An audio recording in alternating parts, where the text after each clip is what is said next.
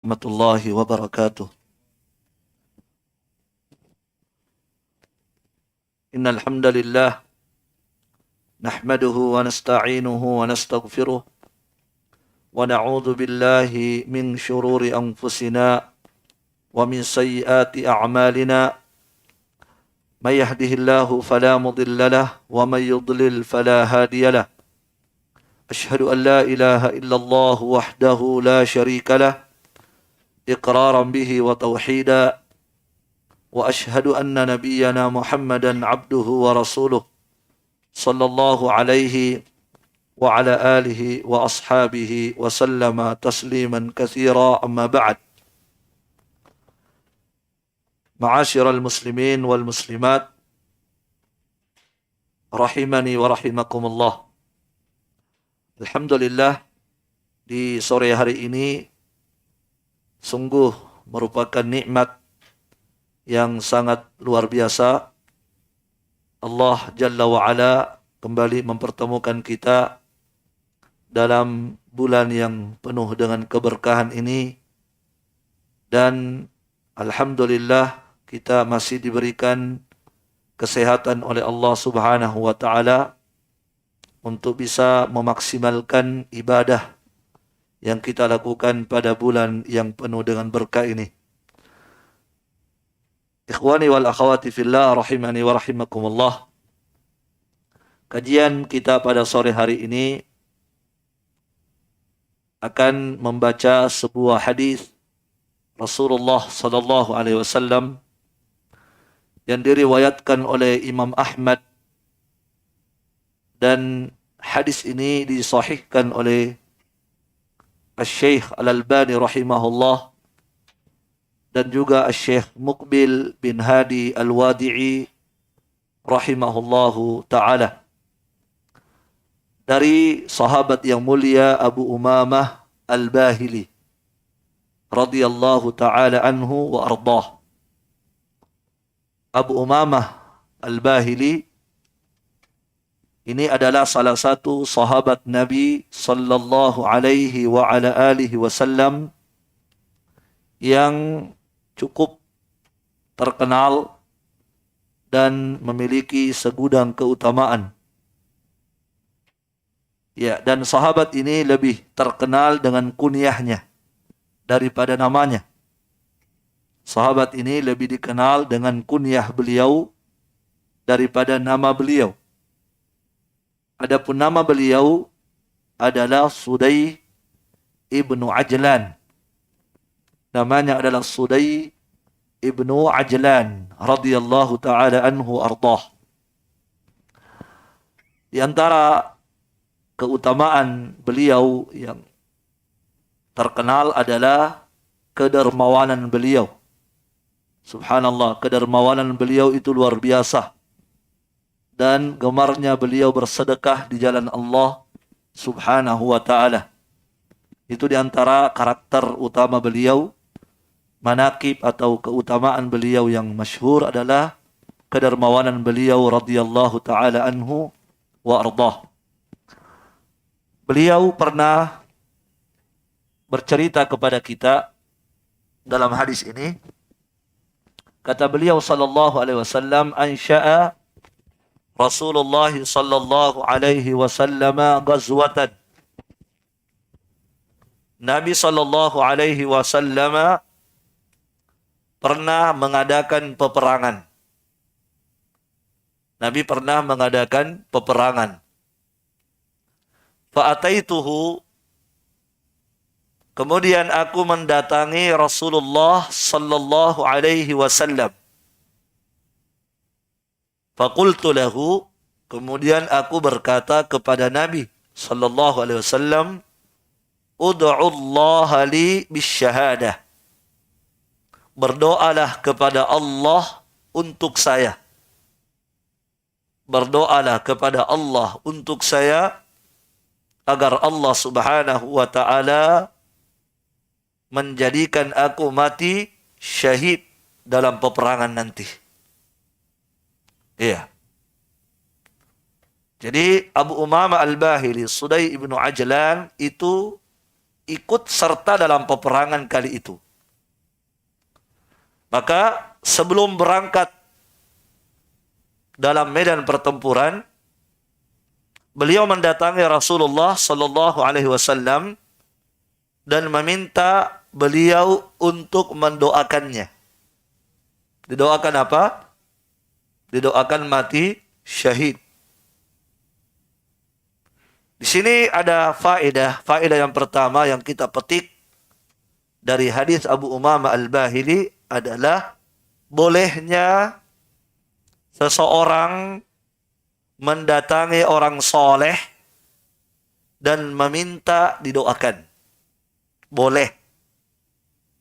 Ya, bolehnya seorang muslim mendatangi orang yang soleh, ya, untuk mendoakannya.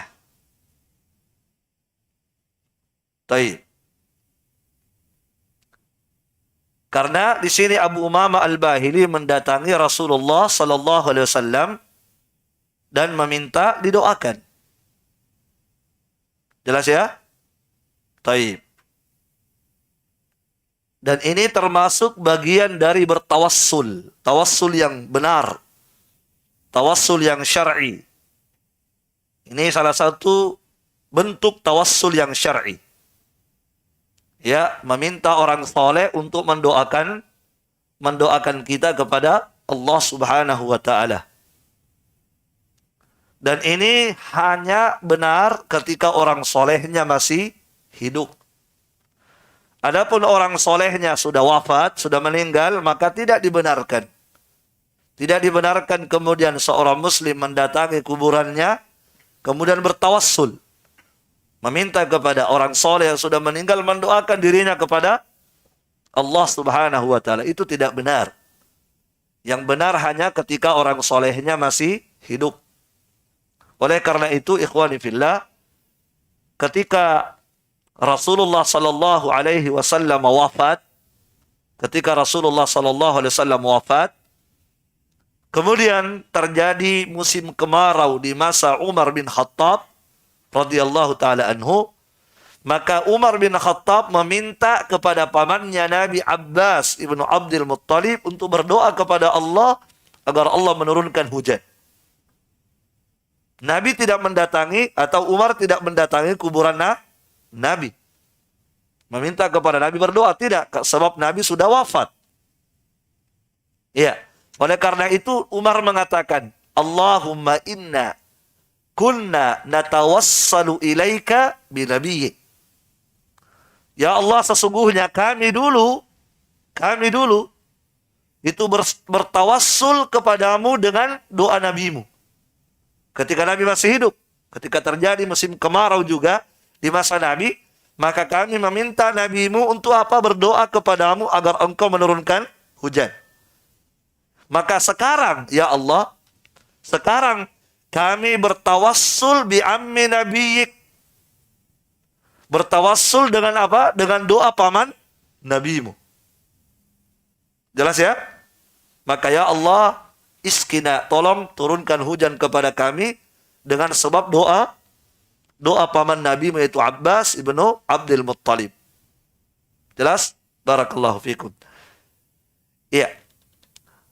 Apa permintaannya Abu Umamah Al-Bahili? Apa permintaannya tadi? Ya Allah, ya Rasulullah, doakan saya kepada Allah Subhanahu wa taala agar Allah menjadikan aku mati syahid. Iya. Perhatikan, di sini faedahnya menunjukkan mulianya orang yang mati syahid.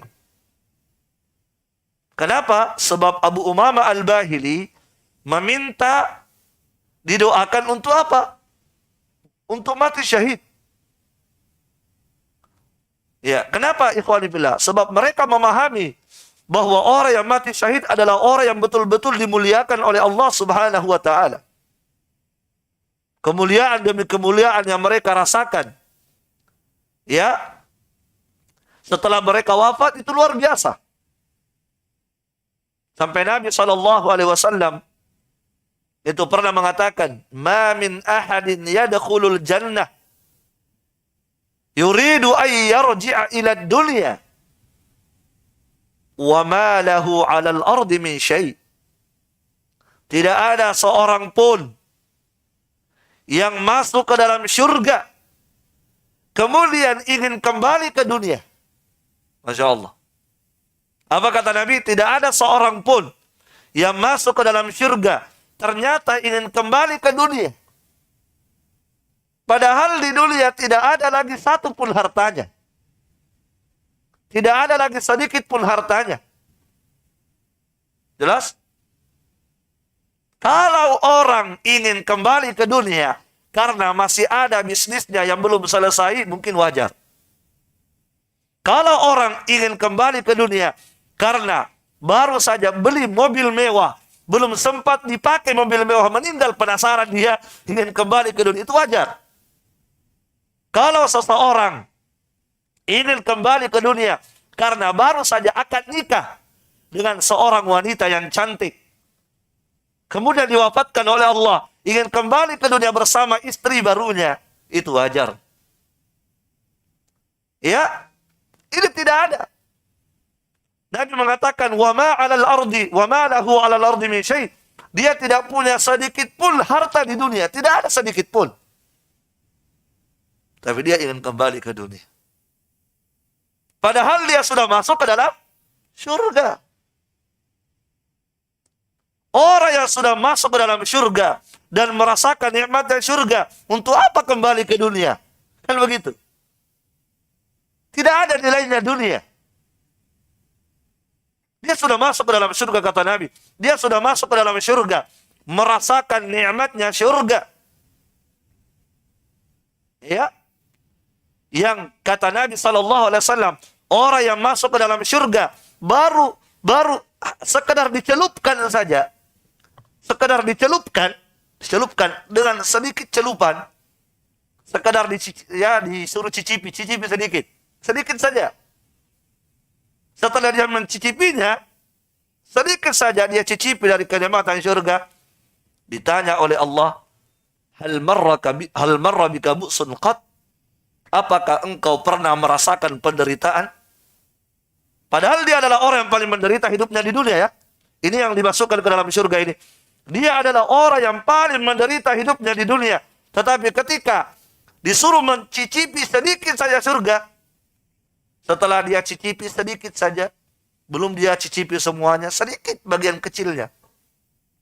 Ketika ditanyakan, apakah engkau pernah merasakan penderitaan?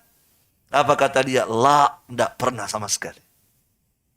Dia menjadi lupa segala penderitaan yang pernah dia lewati bertahun-tahun hanya dengan secuil dari kenikmatan di surga. Subhanallah. Ternyata orang ini mau kembali ke dunia. Padahal di dunia tidak ada lagi hartanya. Siapa yang mau kembali ke dunia ini? Nabi mengatakan, yaitu orang yang mati syahid. Orang yang mati syahid itu tempatnya surga. Ketika dia masuk ke dalam surga dan merasakan balasan yang Allah berikan bagi orang yang mati syahid, dia ingin kembali ke dunia. Mau kembali lagi. Mau kembali untuk apa? Yatamanna ayyarji'a ila dunia, kata Nabi. Dia ingin sekali kembali ke dunia. Fayuqtalu 10 marrat. Ingin terbunuh 10 kali. Masya Allah. Ingin kembali, mau berjihad. Ingin kembali mati syahid 10 kali. Mau mati 10 kali di dunia. Subhanallah. Ya. Ini juga targhib bagi kita untuk jangan takut dalam berjihad. Jangan takut mati. Perhatikan ini. Apa kata Nabi? Dia mau kembali. Mau mati 10 kali. Coba. Karena orang yang mati syahid itu, ya, ketika ada sakratul maut itu, sakit yang dia rasakan tidak ada. Mungkin kita melihat dia, ya, pandangan mata kita, dia diberondong dengan tembakan, dia mungkin ditikam dengan sekian banyak tikaman. Bagi kita yang melihatnya mungkin kesakitan. Tapi bagi hakikat orang yang mati syahid itu tidak. Orang yang mati syahid itu seperti hanya dicubit, seperti digigit semut. Masya Allah. Makanya orang itu mau kembali ke dunia. Mau terbunuh 10 kali. Masya Allah.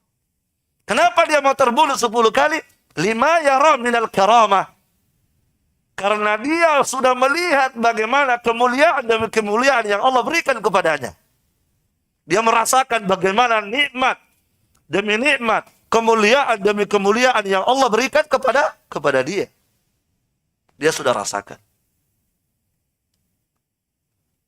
Seakan-akan dia mau kembali ke dunia bercerita.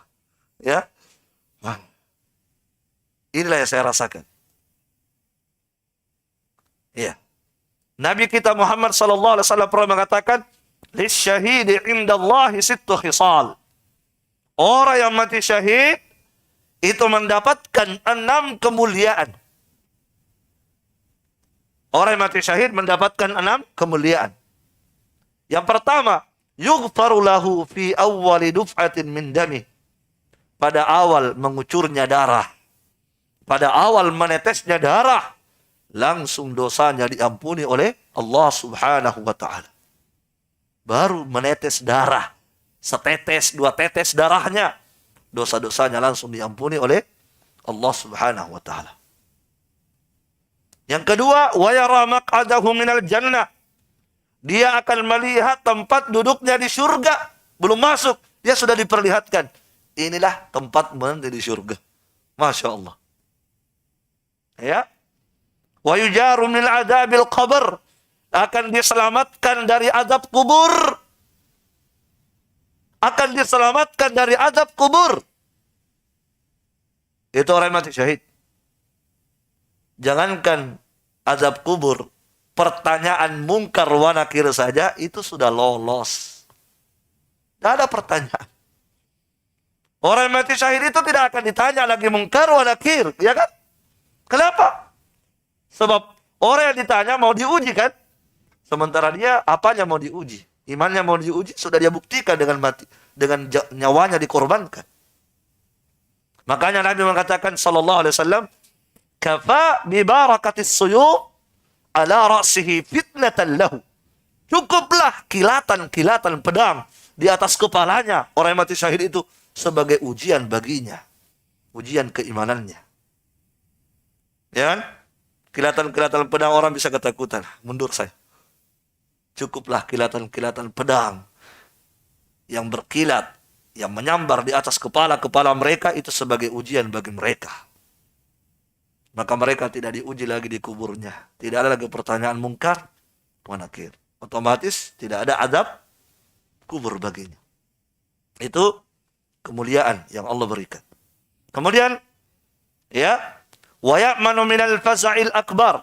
Dia akan aman dari ketakutan besar. Itu ketika terjadi hari kiamat. Aman dia. Tidak ada rasa takut sedikit pun yang Allah berikan kepadanya. Tidak ada. Kita tahu ikhwas sekalian, orang berlarian kan? Yauma yafirrul mar'u min akhihi wa ummihi wa abihi wa sahibatihi wa bani likulli imri'in minhum yauma idzin sya'nu yughni. Orang berlarian karena ketakutan. Ini orang yang mati syahid santai. Senyum-senyum. Masya Allah. Ya. Kemudian kata Nabi sallallahu alaihi wasallam, wa yudha'u ala ra'sihi tajul wiqar. Akan diletakkan di atas kepalanya mahkota. Masya Allah. Akan diletakkan di atas kepalanya mahkota. Kehormatan. Satu perhiasannya, satu permatanya, satu permata yang ada pada mahkota di atas kepalanya. Khairum minad dunya wa ma fiha. Itu lebih baik daripada dunia dan segala isinya. Satu mahkotanya. Kemudian kata Nabi, wa yuzawwaju thintaini wa sab'ina zawjatan minal huril 'ain. Akan dinikahkan dengan bidadari. Berapa bidadari? 72 bidadari. Masya Allah. Bagaimana tidak bersemangat anak muda? Yang sudah lama mau melamar tidak jadi-jadi. Ini ada jalan pintas. Dapat bidadari 72. Kalau di dunia tidak bisa dapat satu, kita dapat 72. Jalannya pintas lagi selesai. Ya kan? Masya Allah. Ya. Taib, 72 bidadari. Kemudian kata Nabi, wa yusfa'una fi sab'ina min aqaribi, dan dia akan diberi izin oleh Allah untuk memberikan syafaat kepada keluarganya sebanyak 70 orang. Masya Allah. Masya Allah. Kalau ada anak-anak kita yang mati syahid, maka tentunya yang paling pertama dia akan cari adalah orang tuanya. Orang tua saya dulu saya memberi syafaat 70 ya. 70 orang ini, subhanallah. Gimana orang itu tadi tidak mau kembali ke dunia, ikhwan sekalian? Kalau seperti itu tadi, saya sebutkan. Hah? Gimana kira-kira? Baik. Makanya para sahabat itu, ketika ada panggilan berjihad, mereka bersegera. Itu para sahabat, karena mereka tahu bagaimana kemuliaan orang yang mati syahid. Sampai-sampai ada di antara mereka, subhanallah, namanya Irbad ibnu Sariyah. Kita mungkin sering dengar nama ini. Irbad ibnu Sariyah. Mau berangkat berjihad. Tapi sayang, beliau tidak punya kendaraan. Tidak punya apa-apa. Sementara orang mau pergi berjihad harus bawa apa? Bawa bekal. Ada kendaraan, ada perbekalan, ada senjata. Sementara sahabat ini miskin, tidak punya apa-apa. Tapi semangat mau pergi. Datang ke Nabi. Saya mau berangkat ya Rasulullah. Nabi bilang, mana kendaraanmu? Tidak ada juga muhsinin waktu itu. Tidak ada. Rata-rata sahabat miskin juga. Tidak ada kendaraan yang bisa membonceng kamu. Kata sahabat itu, bonceng saja. Kalau ada yang mau bonceng saya ikut. Masya Allah. Kata Nabi, tidak ada juga yang bisa membonceng. Akhirnya sahabat itu pulang bercucuran air mata, menangis luar biasa. Sedih tidak bisa ikut berangkat. Ya. Itulah yang disebut dalam Al-Quran. Tafidu minad dami hazanan alla yajidu ma yunfikun. Bercucuran air matanya karena sedih tidak bisa ikut berangkat berjihad. Ya kalau kita sudah ada pengumuman dari pemerintah, ayo berjihad. Kemana kita? Ada alasan. Banyak cari alasan ya. Cari alasan. Undaan. Mereka itu berusaha ya. Barakallahu fiik. Karena mereka tahu memang kemuliaan berjihad. Luar biasa. Barakallahu fiikum. Tapi ingat, jihad yang dimaksud di sini adalah jihad yang syar'i. Ya, jihad yang syar'i apa? Peperangan. Perang. Itu namanya jihad. Perang. Muka lawan muka. Tetap muka. Ya, pedang dengan pedang. Senjata dengan senjata. Ada yang dilawan. Itu jihad. Dan orang yang dilawan juga adalah orang yang dibenarkan dalam agama untuk diperangi. Itu namanya jihad. Jelas? Jadi orang yang dilawan ini, yang dihadapi ini adalah orang yang betul-betul boleh dalam agama untuk dilawan. Boleh untuk ditumpahkan darahnya. Itu baru jihad namanya. Dan jihad yang seperti inilah yang mendapatkan keutamaan tadi yang saya sebutkan. Adapun jihad versi bom bunuh diri itu bukan jihad. Sebab apa? Tidak ada yang dilawan. Ya kan? Siapa yang dia lawan? Orang sementara asyik berkegiatan, dia datang meledakkan dirinya. Siapa yang dia lawan? Kemudian orang yang dia ledakkan itu, orang yang dia bunuh, apakah orang yang boleh untuk diperangi dalam agama? Bukan. Bahkan orang-orang yang mereka bunuh adalah orang-orang yang dalam agama kita darahnya dijaga. Darahnya haram untuk ditumpahkan. Bahkan diancam siapa yang membunuh mereka, dia tidak akan mencium bau surga. Mengqatala mu'ahadan. Siapa yang membunuh kafir mu'ahad, kata Nabi, kafir mu'ahad, kafir musta'man, kafir dhimmi, Siapa yang membunuh 3 jenis kafir ini, lam yarih raihatal jannah. Dia tidak akan mencium baunya surga.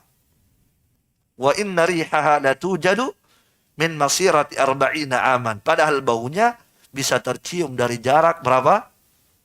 40 tahun perjalanan. 40 tahun perjalanan jauhnya ditempuh, itu sudah tercium dari sini baunya surga. Tapi orang yang membunuh kafir mu'ahad, kafir musta'man, kafir dhimmi, mereka tidak akan mencium baunya, apalagi masuk, apalagi dapat bidadarinya. Gimana caranya dapat bidadari? Mencium bau surga saja tidak. Barakallahu fiik. Baik. Ya. Ketika sahabat, kita kembali kepada hadis lagi tadi. Sahabat tadi meminta apa? Doakan saya mati syahid. Ternyata apa doanya Nabi? Ya Allah, Allahumma sallimhum wa ghanimhum. Ya Allah, selamatkan mereka. Ternyata didoakan selamat. Allahumma sallimhum, ya Allah, selamatkan mereka, wa ghanimhum, dan berikan kepada mereka harta ghanimah ketika mereka selesai berjihad. Masya Allah. Kenapa Rasulullah SAW tidak mendoakan mati syahid? Sebab itulah yang terbaik bagi mereka. Nabi tahu itulah yang lebih baik bagi mereka. Itu apa? Tetap hidup selamat. Kenapa? Kadang-kadang orang itu dibutuhkan ilmunya. Ya kan? Makanya ketika terjadi jihad, apakah semua harus berangkat? Tidak boleh berangkat. Mesti ada sebagian sekelompok kecil yang tinggal belajar ilmu agama, dialah nanti yang menyampaikan ilmu kepada mereka yang pulang berjihad. Tidak boleh berangkat semua. Harus ada sekelompok yatafaqahu fiddin untuk mendalami ilmu agama. Maka Abu Umamah Al-Bahili ini termasuk ulama, sahabat ulama, dibutuhkan ilmunya, maka yang terbaik baginya adalah hidup dulu. Karena kamu berguna. Kehidupanmu, kabar adamu di tengah-tengah manusia sangat dibutuhkan. Maka Nabi doakan, ya Allah selamatkan mereka dan berikan mereka harta ghanimah. Masya Allah. Kemudian terjadi lagi peperangan yang kedua. Terjadi lagi perang yang kedua. Kembali Abu Umamah Al-Bahili mendatangi Rasulullah. Ya Rasulullah, untuk perang yang kedua saya meminta lagi, doakan saya mati syahid. Betul-betul kesungguhan mereka luar biasa. Iya, luar biasa memang. Cita-cita mereka adalah membela agama Allah Subhanahu wa taala. Rela mengorbankan nyawa mereka demi tegaknya agama Allah. Ya.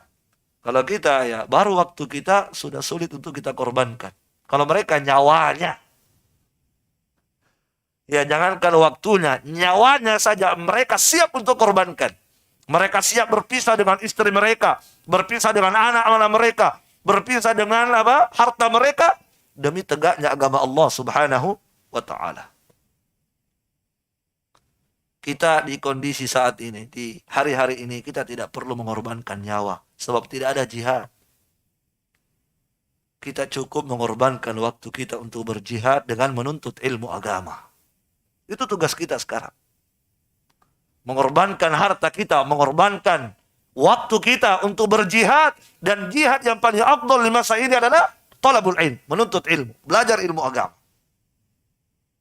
Barakallahu fiik. Baik. Doakan saya Rasulullah.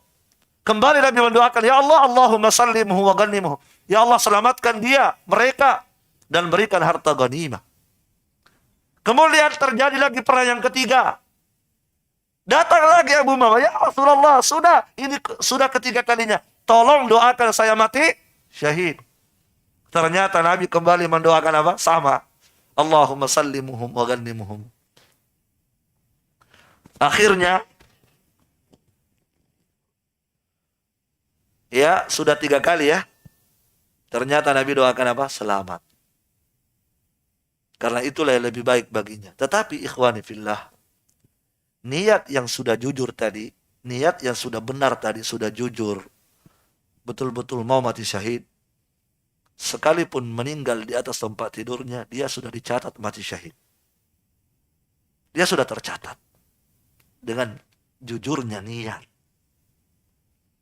Makanya Nabi mengatakan, man sa'alallaha syahadata bisidqin, siapa yang meminta kepada Allah mati syahid, dengan jujur dia meminta, ballaghahu manazil syuhada wa in mata ala firashihi, maka Allah akan menyampaikan dia pada derajat mati syahid walaupun dia mati di atas tempat tidurnya. Makanya kita semua harus ada niat berjihad. Tidak ada jihad sekarang dengan pedang, tidak ada, dengan senjata tidak ada. Sebab jihad itu harus bersama dengan penguasa. Sementara penguasa tidak ada panggilan untuk berjihad. Maka untuk saat ini ikhwani fillah, kita berniat. Ya Allah, seandainya nanti ada jihad, maka saya akan berangkat dan saya mau mati syahid. Dengan niat kita yang jujur, Allah akan menyampaikan kita pada derajat mati syahid. Barakallahu fikum. Taib. Akhirnya, ikhwani fillah, sahabat tadi datang ke Nabi. Ya Rasulullah, saya sudah berulang-ulang kali datang meminta didoakan supaya mati syahid. Dan tujuan saya tidak lain adalah surga Allah. Maka sekarang permintaan saya lain. Karena yang permintaan pertama tidak dikabulkan, sekarang saya meminta yang lain. Apa permintaanmu? Ya Rasulullah, murni bi'amalin yudkhilunil jannah. Kalau begitu, tolong perintahkan kepadaku satu amalan. Satu saja. Perintahkan kepadaku satu amalan yang kalau aku lakukan amalan itu, maka aku akan masuk ke dalam surga. Cerdas kan? Sebab intinya sahabat itu mau masuk surga. Karena permintaan pertama tidak diterima, maka kalau begitu sebutkan kepadaku. Perintahkan kepadaku sebuah amalan. Kalau aku kerjakan, aku akan dimasukkan ke dalam surga. Dari sini kita melihat ikhwani fillah, subhanallah, himmah, semangat, ya, ambisi para sahabat, cita-cita para sahabat hidup di dunia ini apa? Surga Allah. Mereka hidup di dunia ini yang ada dalam pikiran mereka, yang terngiang-ngiang dalam benak mereka adalah surga Allah subhanahu wa ta'ala. Sehingga mereka bekerja di dunia, orientasinya adalah surga. Mereka bersusah payah di dunia, membanting tulang di dunia, tujuan mereka adalah ingin meraih surga Allah subhanahu wa ta'ala. Itulah para sahabat. Sebab ikhwani fillah, hakikat kesuksesan sebenarnya, kesuksesan yang hakiki, kesuksesan yang sebenarnya adalah ketika seorang hamba dimasukkan ke dalam surga dan diselamatkan dari neraka. Itulah orang yang sukses. Ketika seorang hamba hidup di dunia ini, berjihad, bermujahadah, bersusah payah, yang mana tujuannya adalah menyelamatkan diri dari neraka dan memasukkan diri ke dalam surga. Itulah hakikat orang sukses. Allah subhanahu wa ta'ala berfirman, فَمَنْ زُحْزِهَ عَنِ النَّارِ وَأُدْخِلَ الْجَنَّةَ فَقَدْ فَازَ. Barang siapa yang dijauhkan dari neraka dan dimasukkan ke dalam surga, maka sungguh dialah orang yang sukses. Dialah orang yang sukses.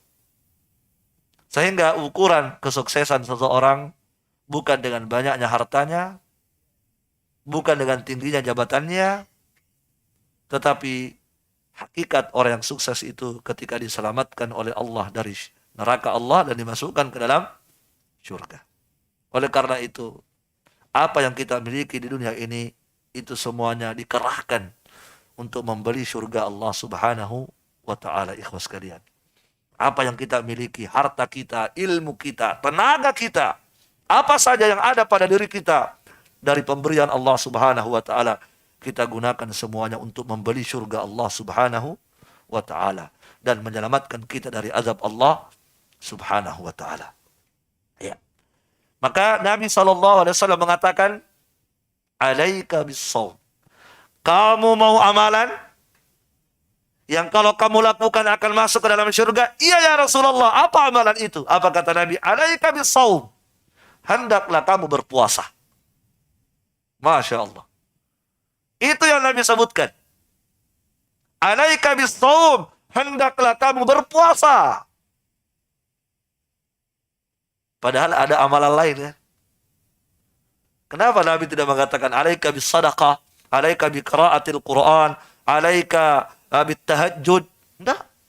Tapi yang Nabi sebutkan adalah alaika bis shaum. Hendaklah kamu berpuasa. Berpuasa di sini bukan hanya puasa Ramadan, tapi puasa-puasa sunnah juga. Kata Nabi, fa innahu la mithla lahu.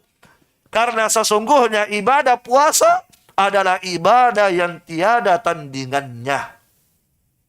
Itu kata Nabi.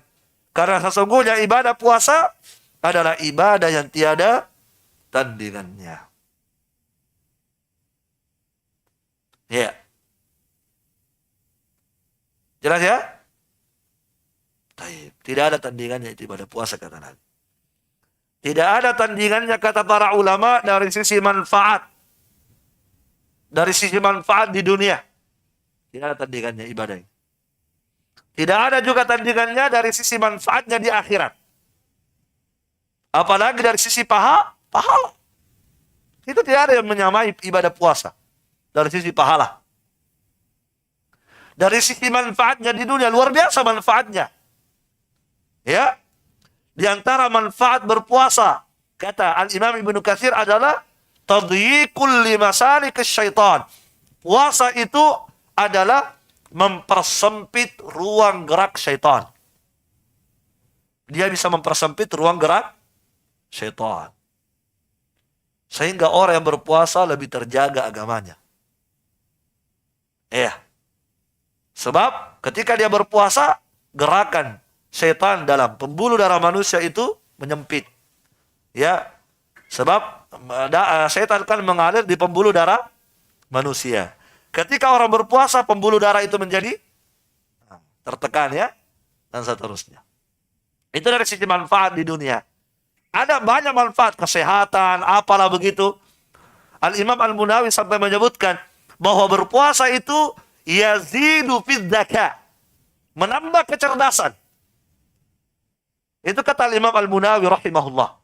Puasa itu yuqawwi al-qalba, menguatkan jantung, menguatkan hati, ya, wa yazidu fi dzaka, dan menambah kecerdasan seseorang. Itu puasa. Ini pengalaman para ulama ya. Tidaklah mereka berbicara seperti itu karena mereka sudah mengalami. Makanya ulama-ulama dulu cerdas, seperti apalagi Al-Imam Al-Munawi, luar biasa itu tulisan-tulisannya. Cerdas. Barakallahu fikum. Jelas? Ya.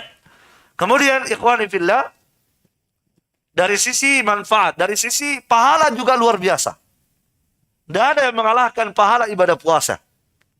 Dalam riwayat yang sahih, Nabi SAW bersabda, kullu amal ibni Adam yudha'ab. Setiap amalnya manusia itu dilipat gandakan. Setiap amal perbuatan manusia, sedekahnya, sholatnya, baktinya kepada orang tua, perbuatan baiknya kepada tetangga, bacaan Al-Qur'annya, semua amal kebaikannya akan dilipat gandakan. Di mana dilipat gandakannya? Kata Nabi, al-hasanatu bi asyri amsalihha. Satu kebaikan dilipat gandakan 10 ila sab'i mi'ati dhifin, sampai 700. 10 sampai 700. Qala Allah, kemudian Allah berfirman, illa shaum, kecuali puasa. Kecuali puasa. Artinya apa? Kalau puasa ini tidak ada nilainya. Maksudnya tidak ada ukuran tertentunya. Kalau amalan lain ada 10, 20, 30 sampai 700. Kalau puasa 700 tidak, 800 tidak. Berapa? Tidak ada yang mengetahui nilainya kecuali hanya Allah Subhanahu wa ta'ala. Menunjukkan pahala yang luar biasa pada orang yang berpuasa. Luar biasa. Kenapa mereka pahalanya luar biasa? Kata Syekh Ibnu Utsaimin, sebab orang yang berpuasa mengumpulkan 3 kesabaran. Orang berpuasa mengumpulkan 3 kesabaran. Yang pertama, sabar mengerjakan perintah, sabar meninggalkan larangan-larangan ketika puasa, sabar menerima ketentuan dan takdir Allah Subhanahu wa ta'ala. Dan orang yang mampu bersabar dengan 3 jenis kesabaran ini, Allah katakan dalam Al-Quran, innama yuwaffas sabiruna ajrahum bighairi hisab. Hanya orang yang sabar yang akan diberikan pahala oleh Allah tanpa batas. Itulah puasa. Kemudian kata Allah, fa innahu li wa ana ajzi bihi. Karena sesungguhnya puasa itu kata Allah adalah milikku. Li, punya aku kata Allah, punya saya. Coba. Sampai Allah katakan seperti itu. Puasa itu apa? Milik saya, punya saya. Adakah ibadah lain sampai seperti itu Allah? Nah, kita hanya mendapatkan riwayat itu puasa. Puasa itu apa kata Allah? Milik saya, punya saya itu. Ya, sebagian ulama ada yang mengatakan bahwa ya, makna milik saya, diantara maknanya adalah di hari kiamat tidak ada yang bisa mengganggu-gugat ibadah puasa. Sebab di hari kiamat ada apa? Ada transfer pahala kan? Ada transfer pahala bagi orang berbuat zalim, transfer pahalanya. Ini pahalaku, diambil pahalanya kan? Tetapi puasa itu tidak bisa ditransfer. Kenapa? Karena itu miliknya Allah Subhanahu wa ta'ala, bukan milik orang. Itu makna sebagian disebutkan oleh para ulama. Dan Syekh Ibnu Utsaimin mengatakan makna ini makna yang sangat bagus. Wa ana ajzibi, dan sayalah kata Allah yang akan memberikan pahala kepadanya. Langsung apa? Sayalah kata Allah yang akan memberikan balasan pada puasa ini. Bukankah semua amalan dibalas oleh Allah? Iya kan? Tetapi kenapa ketika disebutkan puasa, Allah mengkhususkan, khusus puasa ini sayalah yang akan memberikan balasan kepadanya. Maka sungguh benar apa yang disebutkan oleh Nabi tadi, alaika bisawm, hendaklah kamu berpuasa, fa innahu la mislalahu. Karena ibadah puasa itu tiada tandingannya. Bahkan ikhwani fillah, sering kita dengarkan bagaimana sabda Nabi sallallahu alaihi wasallam. Nabi pernah mengatakan, la khulufu famis shaim atyabu indallahi min rihil miski. Bau mulutnya orang yang berpuasa, bau mulutnya orang yang berpuasa di dunia ini, di hari kiamat lebih harum daripada bau misk. Iya kan? Orang yang berpuasa berbau mulutnya, iya jelas berbau. Namanya orang puasa. Ya. Tetapi di hari kiamat, bau mulut ini di dunia ini akan diganti oleh Allah Subhanahu wa ta'ala dengan bau yang sangat harum. Apa kata Nabi? Atyabu indallah, lebih harum di sisi Allah min rihil miski, daripada bau misk. Kata para ulama, orang yang berpuasa itu akan keluar aroma yang sangat harum dari mulutnya dari hari kiamat. Aroma yang lebih harum daripada bau misk. Ya. Ketika Nabi menyebutkan tentang orang yang berjihad tadi. Orang yang berjihad tadi gimana? Hebat kan? Tapi ketika Nabi menyebutkan tentang orang yang berjihad, kata Nabi, orang yang berjihad nanti akan dibangkitkan sesuai dengan kondisi dia mati. Makanya jangan dimandikan, jangan dikafani, jangan disolati, langsung dikuburkan. Kenapa? Karena Nabi mengatakan dia nanti akan dibangkitkan seperti keadaan dia wafat. Kata Nabi, launuhu launud dam, darahnya berwarna merah, tetapi baunya seperti bau mis. Seperti bau mis. Ketika Nabi menyebutkan tentang bau darahnya orang yang berjihad, apa kata Nabi? Seperti bau mis. Rihuhu rihul miski. Baunya adalah bau mis. Ketika Nabi menyebutkan tentang orang yang berpuasa, baunya seperti apa? Apa kata Nabi tadi? Atyabu min rihil miski. Lebih harum daripada bau mis. Kalau jihad tadi, seperti bau mis. Yang mana lebih bagus? Seperti atau lebih baik? Lebih baik. Lihat kehebatan puasa. Ternyata lebih baik aromanya daripada bau mis. Maka ikhwani fillah, semoga Allah Subhanahu wa ta'ala ya senantiasa memberikan taufiknya kepada kita untuk semangat mengisi hari-hari Ramadan ini dalam malam-malamnya dalam kegiatan yang bermanfaat, dan semoga Allah Subhanahu wa taala menerima amal ibadah yang kita lakukan pada bulan suci Ramadan ini. Innahu waliyyu dzalik wal qadiru alaihi. Wa sallallahu ala nabiyyina Muhammad wa ala alihi wa sahbihi wasallam. Wassalamualaikum warahmatullahi wabarakatuh.